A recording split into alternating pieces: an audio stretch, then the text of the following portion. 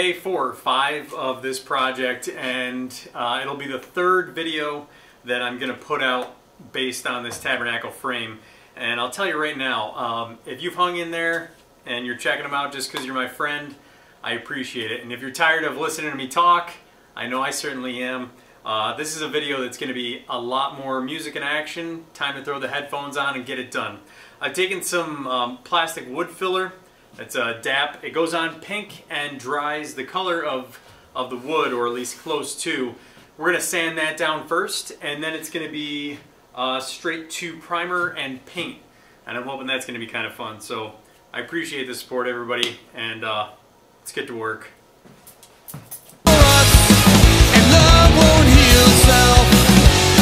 Let's find our way. Another day goes by. We can't live like this anymore. Can't live without love. Another year goes by. We can't live like this anymore. Can't live without love.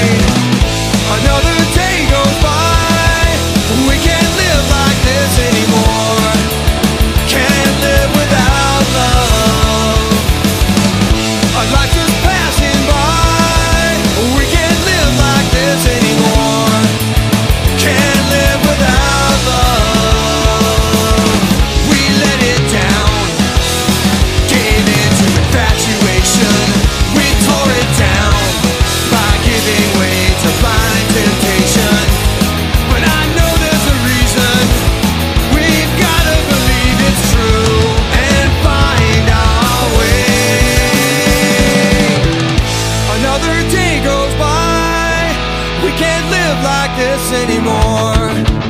Can't live without love. Our final chance to try. We can't live like this anymore. Can't live without love.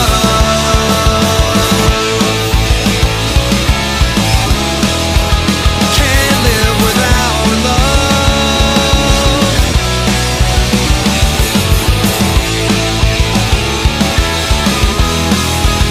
Can't live without love.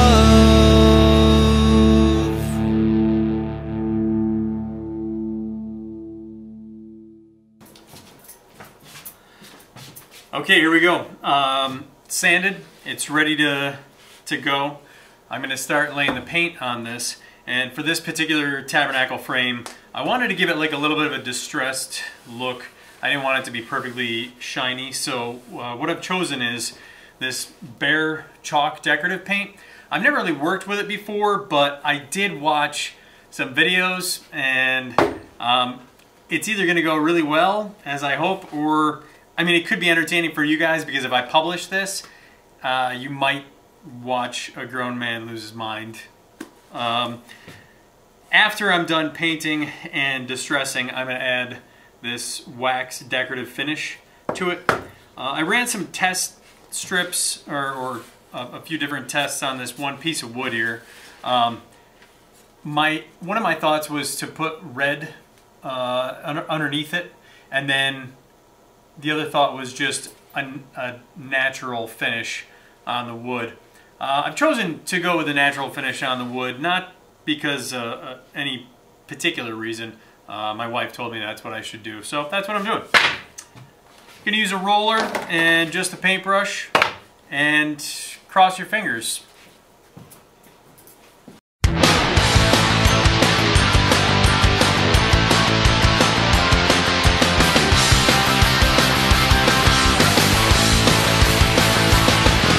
I listened to you for hours.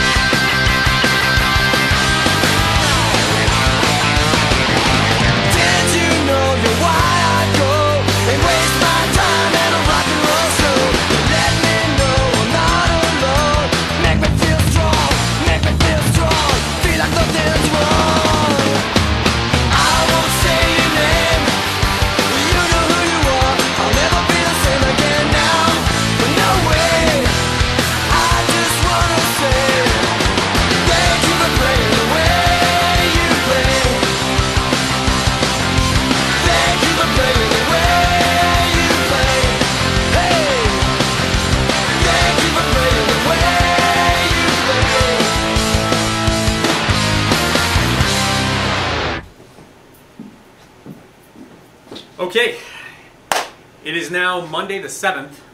We're a week in, and we got to get this going.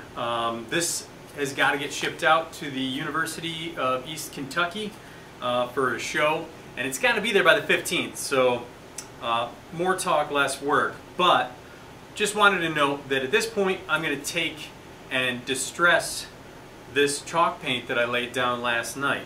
Now to do that, I'm just going to use 150 grit sandpaper, and then probably a 220 on some of the areas to make sure that I don't dig through it too much.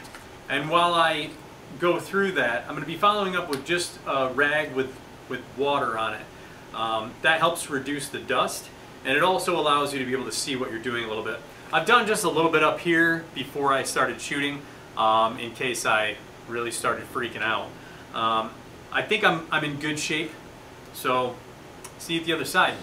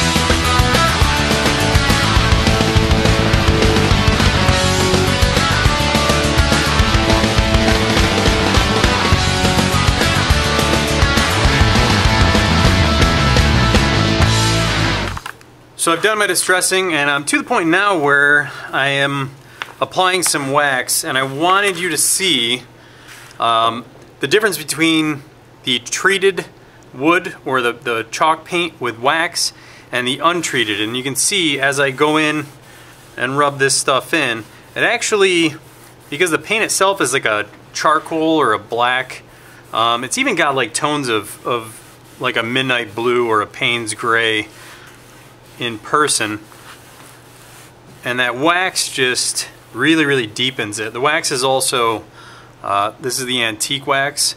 It's got a brown tone to it, so it actually richens, I don't know if that's a word, it makes it richer, and a little bit of a deeper value and color. Hey everybody, so get ready for a giant piece of anticlimax. Finished the piece, and the frame is done, and due to time constraints I had to ship it out to Kentucky.